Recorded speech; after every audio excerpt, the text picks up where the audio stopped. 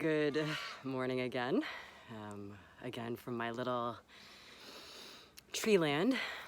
I wanted to talk about the creativity that comes when we have limits. And as a side note, I hope that my phone is actually balanced. I realize when, all of us are like, okay, we gotta put our work online.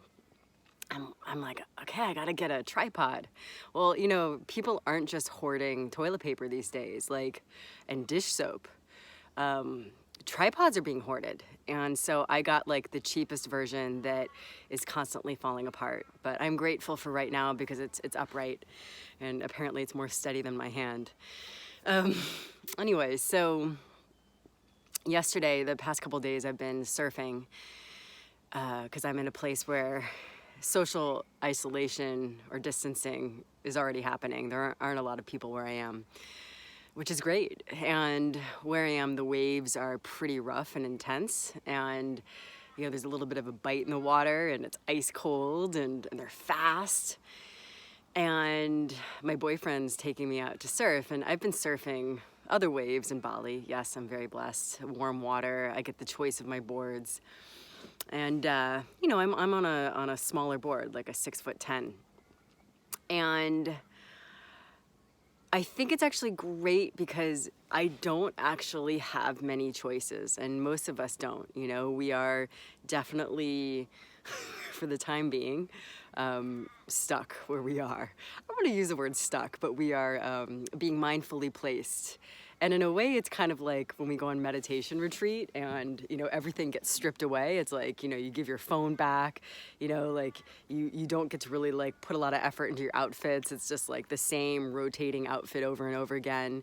The food isn't, there's a certain rhythm and certain things are stripped away so that which is really important gets to emerge.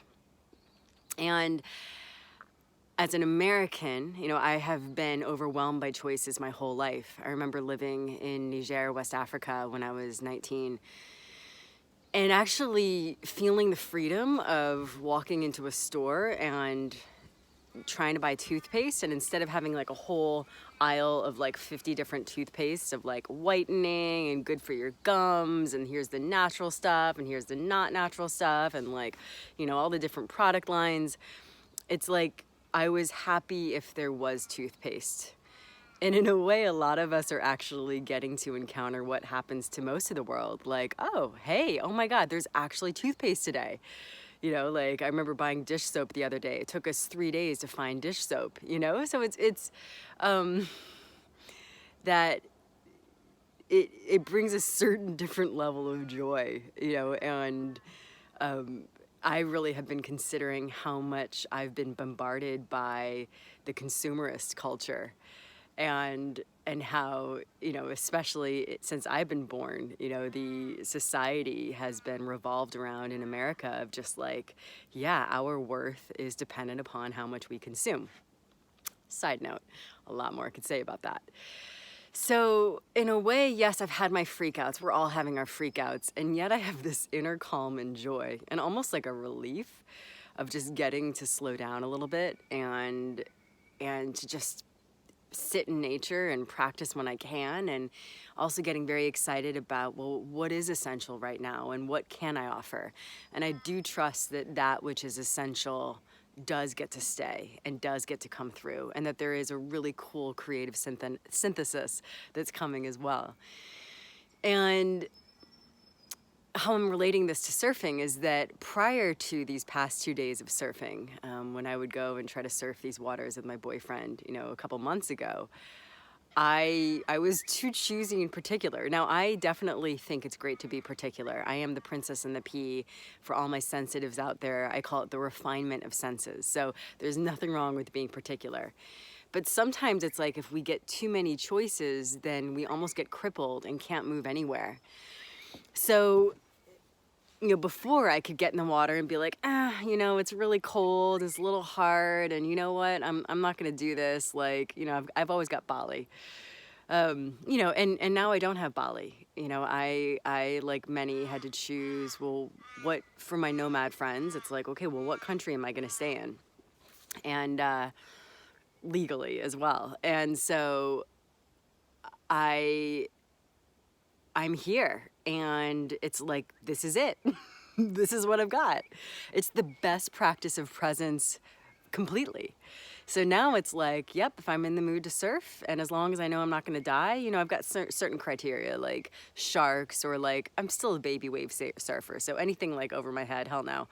But you know, if they're small enough for me, yeah. And here's a board that I'm on. It's way smaller than what I'm used to, but hey, I've always wanted to learn to surf on a smaller board. So here's my chance. So I'm kind of looking at everything right now as like, here's my chance. And I think about the times in my life where I have had limitations, and that's actually birthed my genius. And what I mean by that is, I remember when I broke up with a fiance when I was like 24, and I moved back to Boston, and I had no money. I bought a car, and it broke down the moment it came into the driveway in Boston, the car broke down. So I had to borrow cars, and you know, it was a lot of work, but I was so committed to teaching and to my teaching practice and to also my own personal practice that so much magic happened. And I didn't care that it didn't faze me that, like, you know, for the first few months I didn't have enough money for a bed, you know, and I had to borrow an air mattress, and then I had a friend that I could share a bed with, and but none of that, there was so much joy because I was so immersed in my teaching and in my practice. And there have been other times when things have all fallen apart, and it's like, you know, I've had, you know, $500 in my account, and suddenly it's just like, all right. And suddenly I remember that's how I birthed my first yoga training. And so I think what's important, especially because we're all feeling strapped and fearful, is we've got to stay focused on what is it that we can create. Like, we are, that part of what makes us spectacular as humans is our empathy, but also our creativity, you know, our ability to sing, our ability to play, our ability to take things that random objects and put them together into something masterful. You know, this is the time where we're calling in our own artists, both externally and internally, where we just get to come up with creative solutions that really speak from our heart. So it actually feels like an exciting time where, yes, there's friction and there's edges and there's so many touchy places that get, you know, touched upon. These are my crow friends. But there's this birthing happening. It's like, to me, we're in this massive death process and birth process. And kind of like, you know, I'm going to use the metaphor of the butterfly. Yep, it's been used a lot, but I'm going to use it again.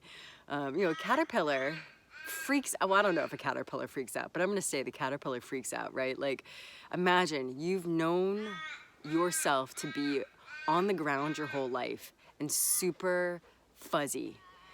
And you just eat leaves, right? That's your whole perspective, is ground, leaves, and fuzziness. Suddenly you go into this dark hole, you know, and you're trapped in this like small space. You don't know what the fuck is going on. It's so dark. And then you actually start to eat yourself. They do that. And these new cells emerge, and you don't even know where they came from. They're called imaginal cells.